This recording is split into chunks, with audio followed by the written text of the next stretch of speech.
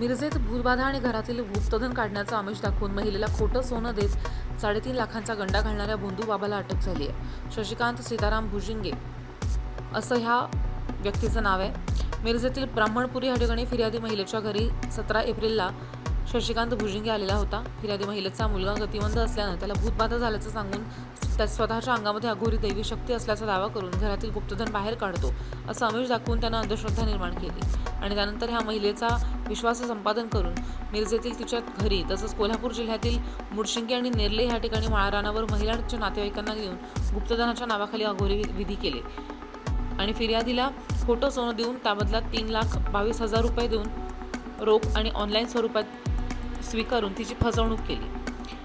या गुन्ह्याच्या अनुषंगानं मिरज शहर पोलिसांनी तात्काळ तपास सुरू केला।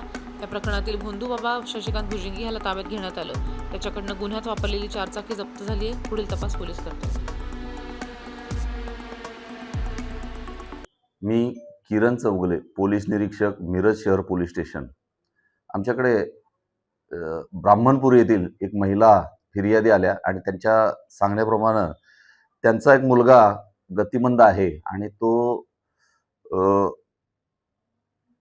त्याला त्रास आहे असं सांगून एका आरोपीने त्याच्याकडून आरोपीनामे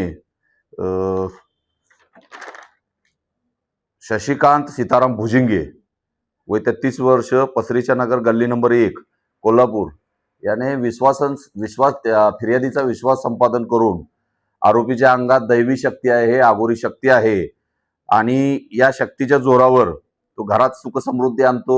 फिर्यादीच्या गतिमंद मुलास भूतबाधा झाली आहे असं सांगून त्याला बरा करतो आणि घरात गुप्तधन काढून देतो असं सांगितलेलं आहे आणि ते आमिष दाखवून अंधश्रद्धा पसरवून त्यानं त्यांच्याकडून रोख व अकाउंटवर 3,22,000 रुपये घेऊन त्यांना त्यांची फसवणूक केलेली आहे आणि हे ज्यावेळी लक्षात आलं, त्यांनी ज्यावेळी तक्रार दिली त्यावरून आम्ही त्याला ताब्यात घेतलं।